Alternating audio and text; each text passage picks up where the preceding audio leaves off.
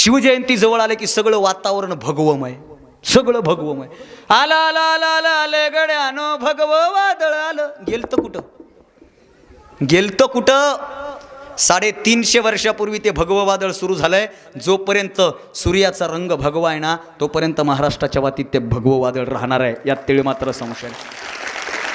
हा, माझं भाषण ऐकायचं आहे ना, तर मी ज्या मधल्या गोष्टी सांगतोय त्या ऐकणं गरजेचं आहे. कारण आम्ही टेम्पररी झालोय साहेब, टेम्पररी.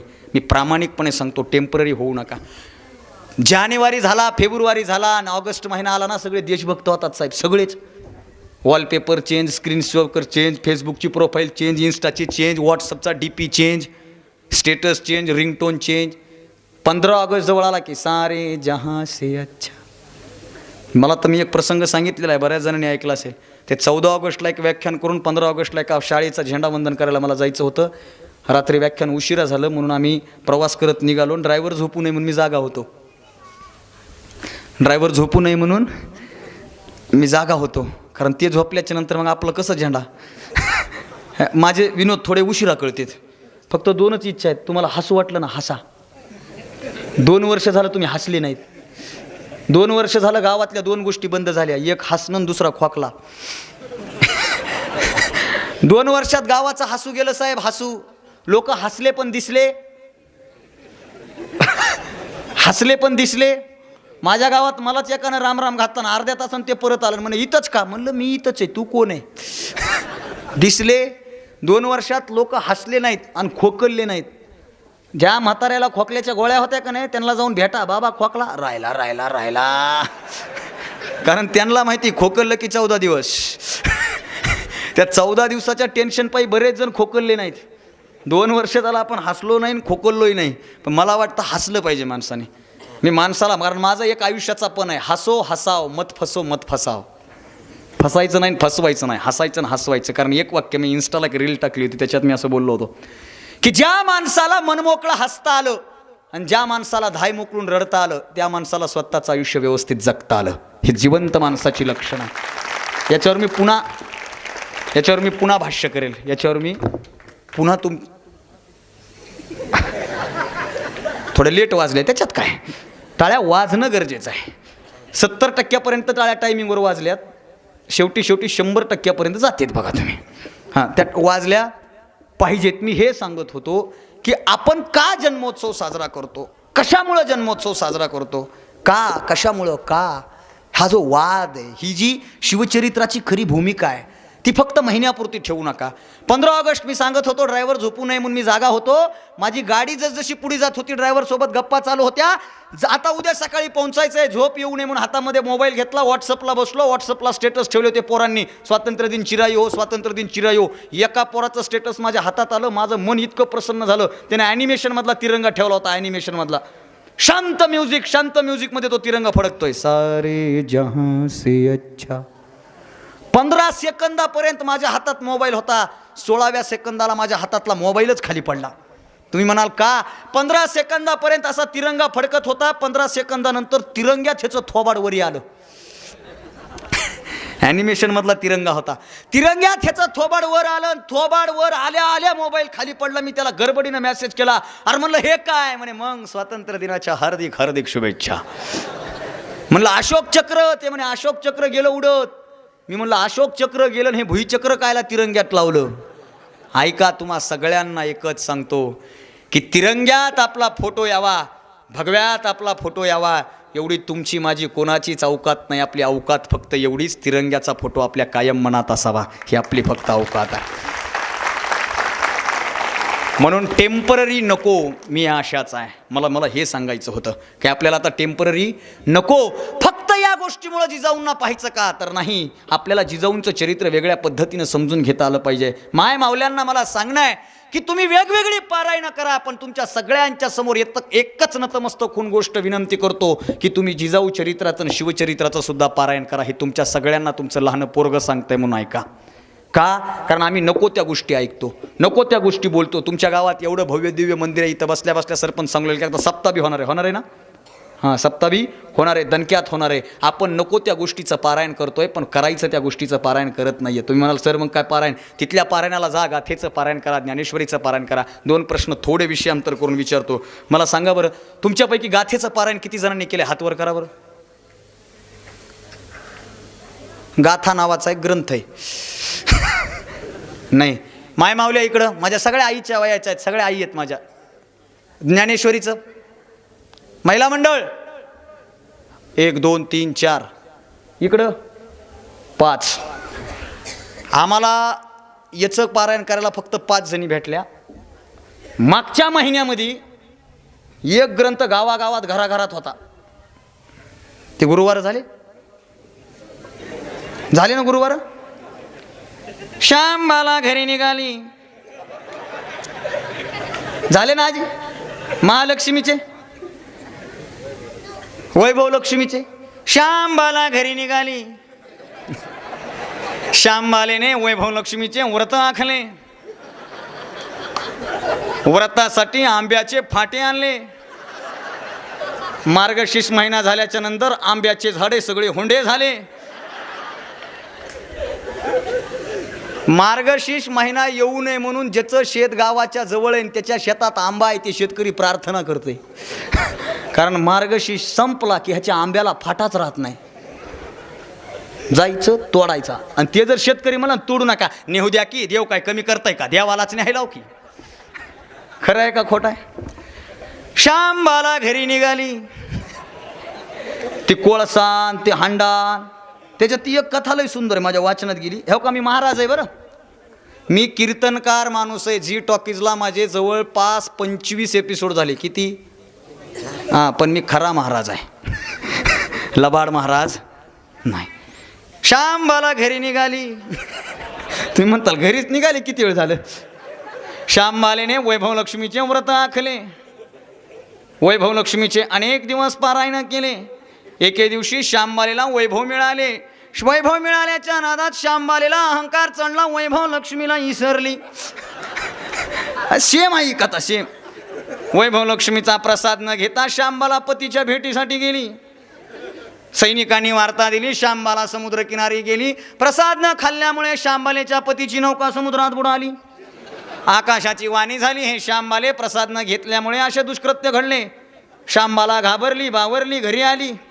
फळीवरचा डबा घेतला.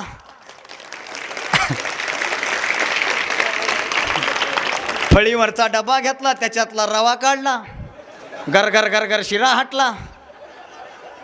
वैभव लक्ष्मीला प्रसाद दिला. प्रसाद दाखवलेला बुडालेली नौका वर निघाली.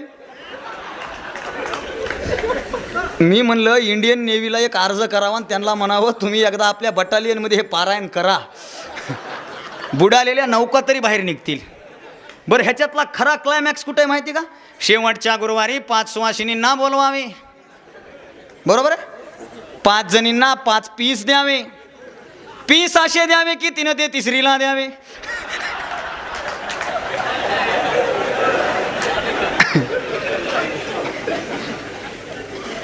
दोन 4 वर्षांनी आपलेच पीस आपल्याच घरी वापस यावे. आता ऐका, मी हा मजाक करत नाही, हा विनोद नाही, पण एक वाक्य ऐका. वैभव लक्ष्मीचं पारायण केल्यानं तुमच्या आयुष्यात वैभव येईल का नाही हा अविनाश भारती महाराज कन्फर्म सांगू शकत नाही. पण फक्त एकदा शिवचरित्राचं जिजाऊचं पारायण करा, घरात वैभव आल्याशिवाय राहणार नाही. हे 100% सांगतो, 100%. बरं, मी हे बोलण्याचं धाडस का करतो? कारण या व्रतवैकल्यावर तुकाराम महाराजांनी अभंग लिहिला नाही. आणि कोणाच्या अभ्यासात असेल तर मला पाठवून द्या, उद्यापासून बोलणं बंद करेल. पण याच्यावर तुकारामांचा अभंग नाही, याच्यावर ज्ञानेश्वरांची ओवी नाही, नाथ महाराजांचा अभंग नाही. सगळ्या संतांनी जो खरा परमार्थ सांगितला आहे तो परमार्थ आम्हाला समजून घ्यायचा आहे. मी तुमच्याशी हे का रिलेट करतोय? त्याचं कारण काय? जिजाऊंनी खरा परमार्थ केला. जिजाऊंनी का? अरे आम्ही म्हणतो घराघरात शिवाजी महाराज घडले पाहिजेत. नाही, वाक्य पुढे, शिवबा जन्माला येत नसतात, शिवबा घडत असतात. ऐका, थोडा वेगळा बोलणारा मी पोरगा आहे. छत्रपती शिवाजी महाराज 19 फेब्रुवारीला जन्माला आले म्हणून ते छत्रपती झाले का? जिजाऊंनी नंतर त्यांच्यावर संस्कार केला म्हणून ते छत्रपती झाले?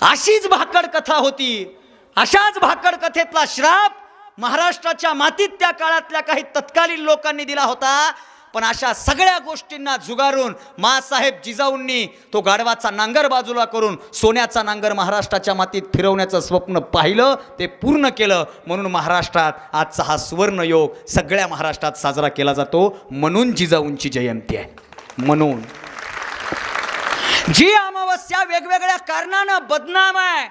माझ्या माँसाहेब जिजाऊंनी छत्रपती शिवाजी महाराजांना युद्धनीती शिकवत असताना सांगितलं, शिवबा ऐका, तुम्हाला जर लढाया जिंकायच्या असतील ना तर त्याच्यासाठी सगळ्यात चांगला दिवस कुठला आहे तर तो अमावस्येचा दिवस आहे. शिवबा म्हणतात, माँसाहेब कस काय? ऐका, अमावस्येच्या दिवशी आकाशामध्ये चंद्र नसतो, तारे नसतात. अमावस्येच्या दिवशी काळा कुठ्ठा अंधार असतो आणि या काळ्या कुठ्ठा अंधाराचा फायदा घेऊन तुम्ही शत्रूच्या छावणीमध्ये जाऊ शकता आणि शत्रूला नेस्तनाबूत करू शकता. अर्थात अमावस्येच्या रात्रीचा फायदा कसा करून घ्यावा हा खरा सकारात्मक विचार छत्रपती शिवाजी महाराजांच्या आयुष्यात कुणी पेरला ना तो माँसाहेब जिजाऊंनी पेरला. म्हणून जिजाऊंना वंदन आहे. म्हणून जिजाऊंना वंदन आहे. छत्रपती शिवाजी महाराजांवर हा संस्कार केला. पण जिजाऊंचं चरित्र 4 टप्प्यात सांगतोय. 3रा टप्पा सांगितलाय. आता जिजाऊ पश्चिम महाराष्ट्रात गेल्यात. जन्माला आल्या विदर्भात, नांदायला आल्या मराठवाड्यात. शिवाजी महाराजांना घेऊन गेल्या. स्वराज्याचं तोरण पहिल्यांदा बांधलं ते पुणे जिल्ह्यात पश्चिम महाराष्ट्रात. आणि माझ्या माँसाहेब जिजाऊंनी देह ठेवला. ती भूमी कोकणाची होती. 4ही भागामध्ये माझ्या माँसाहेब जिजाऊ फिरल्या. या महाराष्ट्रात हे राज्य विस्तारित केलं. म्हणून माँसाहेब जिजाऊंना प्रत्येक क्षणी आठवणं हे गरज आहे. शिवाजी महाराजांच्या चरित्रातला डायलॉग मी सांगत होतो, तिथून आपण बाजूला आलो होतो. कुठूनही बाजूला गेलो तरी विषयावर आल्याशिवाय राहणार नाही. शिवाजी महाराजांच्या इतिहासातलं एक वाक्य आहे. ते वाक्य मी सांगतो, अर्ध मी सांगतो, पूर्ण तुम्ही करायचं. आपल्याला ते वाक्य इतकं आवडतं ना की त्याच्या नावाचे वॉलपेपर निघाले, स्क्रीन सेवर निघाले, ते सायकलीच्या मागचे ते स्टिकर निघाले, ते ऑटोवर निघाले, बॅनर निघाले, सगळीकडे आले. ते वाक्य असं आहे, हे हिंदवी स्वराज्य व्हावे. तुम्ही बोला नाही तर मी खाली बसतो. हे हिंदवी स्वराज्य व्हावे ही श्रींची इच्छा. हे वाक्य ऐकलं की आमचं रक्त सळसळ सळसळ करतं, अंगामध्ये प्रेरणा मिळते. सगळी पोरं मदमस्त होतात, आनंद घेतात. अरे शिवाजी महाराजांच्या नावानं जे जयकार करतात. हे हिंदवी स्वराज्य व्हावे ही श्रींची इच्छा. असं म्हटलं की मन भरून येतं. पण माझ्या दृष्टीनं, माझ्या अभ्यासानं हे वाक्य अर्ध आहे साहेब. त्याचं कारण असं आहे, छत्रपती शिवाजी महाराज जन्माला यायच्या अगोदर माँसाहेब जिजाऊ, छत्रपती शिवाजी महाराज जन्माला यायच्या अगोदर माँसाहेब जिजाऊ हे आपापसातली भांडणं आणि आपापसातलं सांडलेलं रक्त पाहून म्हणतात, ही सगळी लोक एकत्रित यावी आणि 18 पगड जातीचं स्वराज्य महाराष्ट्राच्या मातीत उभं राहावं. सगळ्या जाती धर्मातल्या लोकांना एकत्रित करून ते स्वराज्य इथं उभं राहावं ही इच्छा शिवाजी महाराज जन्माला यायच्या अगोदर हे रयतेचं राज्य झालं पाहिजे ही मातोश्रींची इच्छा होती. आणि ती मातोश्रींची इच्छा माझ्या छत्रपती शिवाजी महाराजांनी पूर्ण केली. हा या महाराष्ट्राचा इतिहास आहे. म्हणून जिजाऊंचं चरित्र या वेगवेगळ्या अनुषंगाने आपण समजून घेणं गरजेचं आहे. माझ्याकडे वेळ कमी आहे, मला बोलायचंय जास्त. काय केलंय जिजाऊंनी प्रत्येक क्षणी? ऐका, छत्रपती शिवाजी महाराजांच्या इतिहासात एक वाक्य आहे. त्या वाक्याबद्दल तर्कैत वितर्कैत पेरेसाहेब छत्रपती शिवाजी महाराजांचा इतिहास सांगत असताना काही जण म्हणतात छत्रपती शिवाजी महाराजांना भवानीनं तलवार दिली आणि त्या तलवारीच्या कृपेनं, त्या तलवारीच्या ताकदीनं शिवाजी महाराजांनी हे स्वराज्य उभं केलं. काही लोक त्याला विरोध करतात. ते म्हणतात भवानी कुठं तलवार देत असते का? आणि भवानीची तलवारीनं छत्रपती शिवाजी महाराजांचं चरित्र कुठंतरी कमी होतं, असा दुसरा वाद महाराष्ट्राच्या मातीतला आहे. पण मी असं बोलतो की मला माहीत नाही छत्रपती शिवाजी महाराजांना तलवार भवानी मातेने दिली का, पण मला हे 100% माहिती आहे की शिवाजी महाराज लढाईला जात असताना माँसाहेब जिजाऊ शिवाजी महाराजांच्या हातात तलवार द्यायच्या. छत्रपती शिवाजी महाराज जिजाऊंच्या समोर नतमस्तक व्हायचे. म्हणून छत्रपती शिवाजी महाराज प्रत्येक लढाईत यशस्वी व्हायचे. हा माँसाहेब जिजाऊंचा अधिकार आहे. हा माँसाहेब जिजाऊंची ताकद आहे. ही ताकद माँसाहेब जिजाऊंनी पेरली आहे. प्रत्येक निर्णयात, प्रत्येक गोष्टीमध्ये छत्रपती शिवाजी महाराजांना मार्गदर्शक. म्हणून म्हटलं जातं की आई ही जगातला सगळ्यात पहिला आणि महत्त्वाचा गुरु असते. आणि याची सिद्धी कुठं मिळते तर ती शिवचरित्रात मिळते. शिवचरित्रातून कशी मिळते? जिजाऊंचं वैशिष्ट्य काय? फक्त 2 गोष्टी सांगतो आणि पुढं जातो. छत्रपती शिवाजी महाराजांनी स्वराज्याचं तोरण बांधलं. तोरणा किल्ला आपल्या स्वतःच्या राज्यकारभारात घेतला. हे सगळ्यांना माहिती आहे. स्वराज्याचं तोरण बांधलं गेलं. तोरणा किल्ल्यावर भगवा झेंडा फडकला. महाराष्ट्रात छत्रपती शिवाजी महाराजांचा राज्यकारभार सुरू झाला. महाराष्ट्रामध्ये आनंद झाला, मावळे खुश झाले आणि छत्रपती शिवाजी महाराज तोरणा किल्ला जिंकून पुणे भागामध्ये निघाले. आणि इतक्यामध्ये आपल्या सगळ्यांना माहीत असलेली कथा आहे, रांझा नावाच्या गावातल्या पाटलानं एका गरीब घरातल्या मुलीवर बलात्कार केला. मगाशी विनोद भैया बोलत असताना असं बोलून गेले की इथल्या माय मावल्यांकडं चांगल्या दृष्टीनं पाहण्याची नजर आपल्याला या शिवचरित्रातून आणि या जयंतीच्या महोत्सवाच्या निमित्तानं मिळावी. आता मला त्याच्या पलीकडे जाऊन एक गोष्ट सांगायची आहे. ऐका शिवाजी महाराजांनी काय केलं.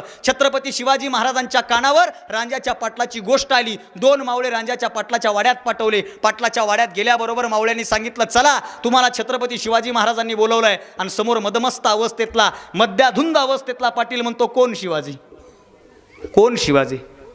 जिजाऊ मासाहेब आणि शिवाजींनी तुम्हाला बोलवलंय. कोण जिजाऊ, कोण शहाजीराजे, कोण शिवाजी? मी कुठल्या शिवाजीला ओळखत नाही, शिवाजीची माझी ओळख नाही. आम्ही आदिलशहाचे सेनापती आहोत, आम्ही त्यांचे वतनदार आहोत. ही सगळी भूमी आमची आहे, त्यांनी आम्हाला इनाम म्हणून दिलेली आहे. आम्ही इथले रक्षक आहोत, आम्ही इथले इमानदार आहोत, इथले आम्ही इनामदार आहोत. या गोष्टीमध्ये उत्तर दिलं जातं. इतक्यामध्ये मावळ्याला राग येतो, हातामध्ये तलवार येते, मुंडकं छाटणार. इतक्यामध्ये बाजूचा मावळा म्हणतो, थांब, शांत हो, अजून राजेंनी आज्ञा दिली नाही. जर राजेंनी आज्ञा दिली तर याचं मुंडकं उडवायला 2 मिनिटाचा सुद्धा क्षण लागणार नाही. मावळे थांबतात, परत जातात. परत जाऊन हा निरोप छत्रपती शिवाजी महाराज आणि जिजाऊ मासाहेबांसमोर दिला जातो. ही निरोप मिळताच बरोबर मासाहेब जिजाऊंची पालखी निघते, शिवाजी महाराजांची पालखी निघते, रांझा नावाच्या गावात येते. गावचं जे मुख्य स्थान आहे त्या ठिकाणी ती पालखी येऊन उतरते. मासाहेब जिजाऊ खाली उतरतात. मासाहेब जिजाऊ बसलेले असतात, शिवाजी महाराज बसलेले असतात. आणि ज्या मुलीवर बलात्कार केला आहे त्या मुलीचं प्रेत समोरच ठेवलेलं असतं. गुडघ्यावर बाप बसलेला असतो, धाय मुकरून बाप रडत असतो. बापानं सगळी हकीकत मासाहेब जिजाऊंना सांगितलेली असते. डोळ्यातून अश्रू, डोळ्यातून आग आणि डोळ्यातून राग जिजाऊ मासाहेबांच्या वाहत असतो. आणि इतक्यामध्ये मासाहेब जिजाऊ छत्रपती शिवाजी महाराजांना जवळ बोलवतात आणि वाक्य ऐका. हा जिजाऊ चरित्रातला आणि शिवचरित्रातला धागा अत्यंत महत्त्वाचा आहे. मासाहेब जिजाऊंनी छत्रपती शिवाजी महाराजांना सांगितलेला पहिला संदेश आहे, बाळ शिवबा, तुम्ही तुमच्या राज्यकारभारामध्ये 4 किल्ले कमी बांधले, फरक पडणार नाही. 4 किल्ले कमी जिंकले, फरक पडणार नाही. एखाद्या वेळेला या दगडाची किल्ले तुम्ही कमी बांधा, दगडाची किल्ले तुम्ही कमी जिंका, याच्यामध्ये फरक नाही. पण एक ऐका, दगडाच्या वृत्तीनं तुमच्या या महाराष्ट्राच्या मातीतल्या ज्या ज्या माय मावल्याकडं वाईट नजरेनं कुणी बघतो ना, त्याचे डोळे अगोदर कलम करा, त्याचे हात अगोदर कलम करा. हा विचार छत्रपती शिवाजी महाराजांवर मासाहेब जिजाऊंनी पेरलाय. हा ही जिजाऊंची शिकवण आहे, ही जिजाऊंची शिकवण आहे. मग राजाच्या पाटलाची सगळी हकीकत कळते आणि शिवाजी महाराज आज्ञा देतात. मावळे जातात, फरफट करत करत करत करत राजाच्या पाटलाला तिथं आणलं जातं. पाटील उभा राहतो, मदमस्त अवस्थेतला पाटील, आणि दोघांचं संवाद सुरू होतं. राजआज्ञा असं सांगते, जोपर्यंत गुन्हा कबूल होत नाही तोपर्यंत शिक्षा देऊ नये. हा राजधर्म आहे. हा राजधर्म जिजाऊंनी छत्रपती शिवाजी महाराजांना शिकवला. सगळी हकीकत आपल्याला माहिती आहे, सगळा प्रसंग आपल्याला माहिती आहे. कळत नकळत मदमस्त अवस्थेमध्ये तो पाटील, तो व्यक्ती तिथं कबूल करतो की हो मी केलाय बलात्कार, अरे आम्ही इथले नामदार आहोत, आम्हाला अधिकार आहे. एखाद्या मुलीचा, एखाद्या स्त्रीचा जर आम्हाला उपभोग घ्यावा वाटला, तिच्यासोबत संभोग करावा वाटला, तर आम्ही तो बिंदास्तपणे करतो. याच्या आधी आम्ही करत आलोय, आत्तापर्यंत आम्हाला कुणी विचारलं नाही. उलट असं आम्ही केलं तर आमचा सरकार, आमचा बादशाह आम्हाला इनामी देतो, बक्षीस देतो. हे आमची परंपरा आहे. तू कोण आम्हाला विचारणारा? आणि नकळतपणे का होईना, मदमस्त अवस्थेत का होईना, त्यानं गुन्हा कबूल केला हे सिद्ध होतं. आणि मासाहेब तिकडून आज्ञा करतात, आत्ताच्या आत्ता याचे हात कलम करा, याचे पाय कलम करा आणि याला कोठडीत डांबा. हा खरा न्याय निवाडा. बलात्कार करणाऱ्यावर जर महाराष्ट्राच्या मातीत कुणी केलाय तर तो माझ्या मासाहेब जिजाऊंनी आणि छत्रपती शिवाजी महाराजांनी केला. हा संस्कार आहे, हा संस्कार. दादा एक बोलू, आपण सगळे शिवभक्त आहोत. विनोद भैया बोलले म्हणून तो धागा धरून थोडंसं बोलतो मी. मला खरा शिवभक्त कसा अभिप्रेत आहे माहिती? जो चंद्रकोर लावतो, जो महाराजांसारखी दाढी वाढवतो, तो नाही. जो इथं शिवाजी गोंधतो, इथं जगदंब गोंधतो. काही तर शिवभक्त गाडीला झेंडा बांधतात. बांधा, ते आपलं स्वाभिमान आहे. बारका बांधा, मोठा बी बांधा, एक बांधा, 2 साईडला 2 बांधू. मी तुमचा भाऊ म्हणून बोलतोय. बरेच जण इकडून एक झेंडा, इकडून एक झेंडा.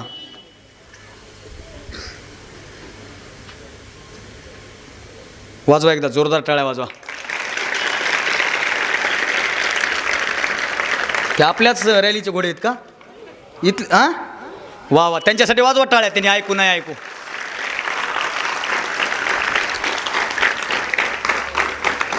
हां, काय सांगत होतो मी? व्याख्यान.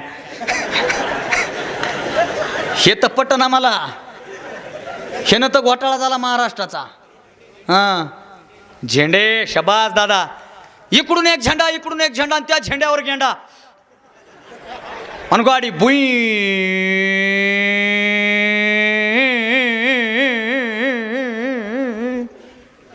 मला कळच ना फॅशन आहे का काय. अगोदर गाडीनं आवाज केला तर गॅरेजला लावत होते, बरोबर आहे का. सायलेन्सरनं जर आवाज मारला तर ती गाडी कुठं होती, गॅरेजला. आता आवाज मारावं म्हणून गॅरेजला आहे. इतका काळ बदलला साहेब.